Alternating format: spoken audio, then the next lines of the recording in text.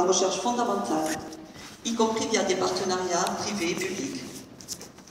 On l'a dit, comme par exemple accepter aujourd'hui le désengagement de Sanofi dans la maladie d'Alzheimer, pourtant déclarée cause nationale en 2007 et ayant fait l'objet d'un lancement d'un plan national pour la prise en charge de cette pathologie en 2008-2012.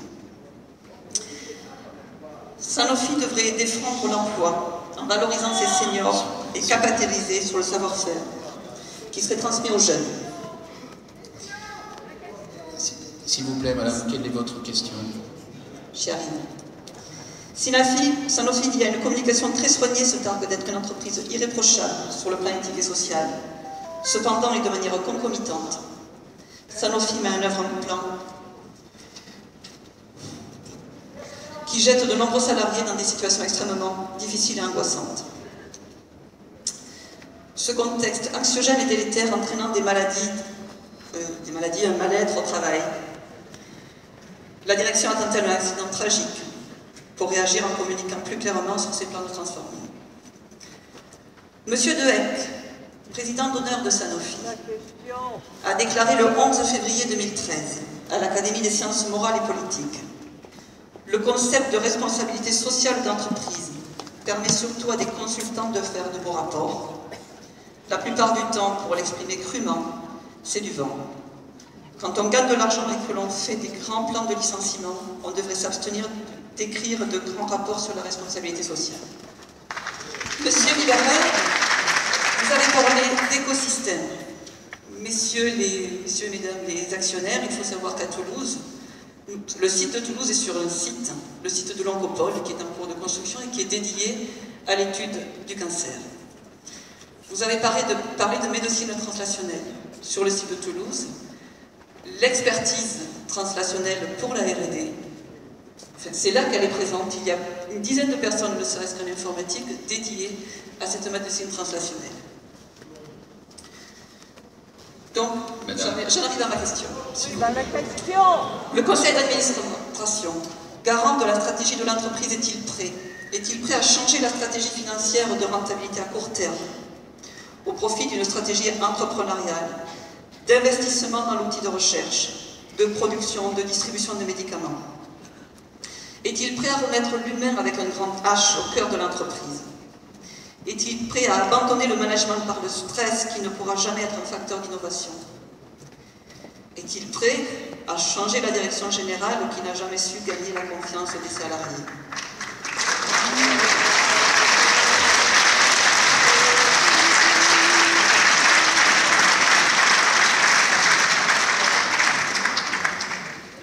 Il est clair que le conseil d'administration, dont fait partie Fritz Bibarer, a la préoccupation du long terme. Regardez les investissements qui sont faits. Je prends l'exemple de l'investissement dans le vaccin de la dengue.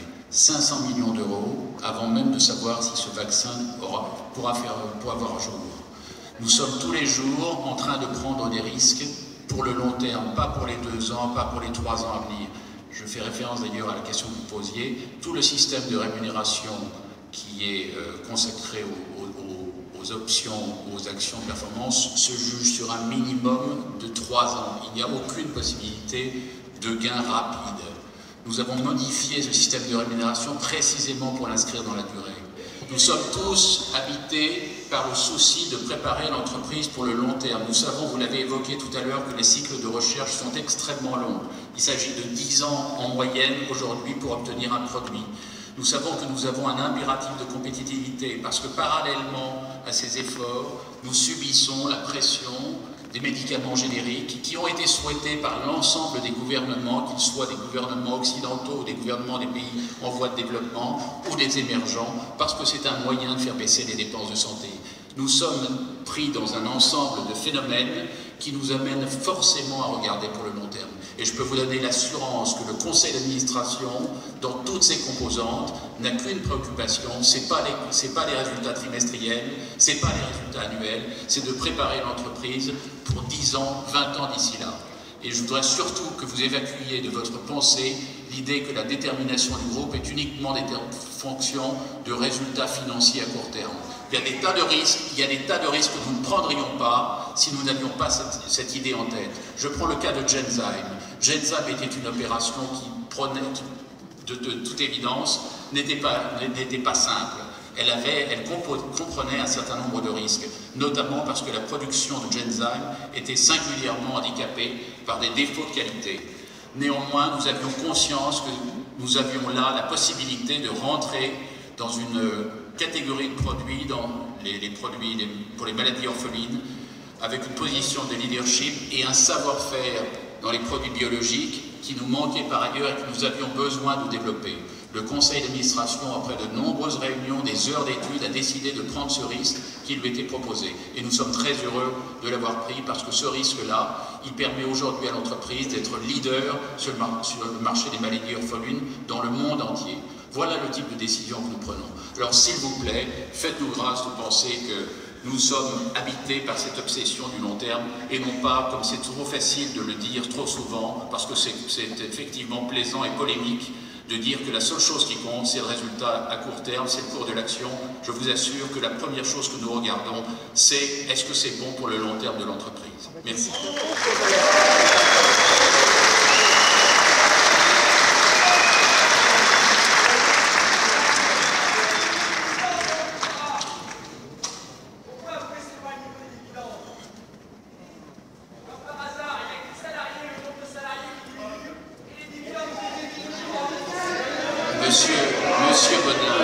Monsieur Baudin, nous prenons des décisions qui nous permettent, le cas échéant, je rappelle un petit détail, c'est que le cours d'une action a beaucoup de signification pour des tas de raisons, et notamment pour maintenir l'indépendance d'un groupe.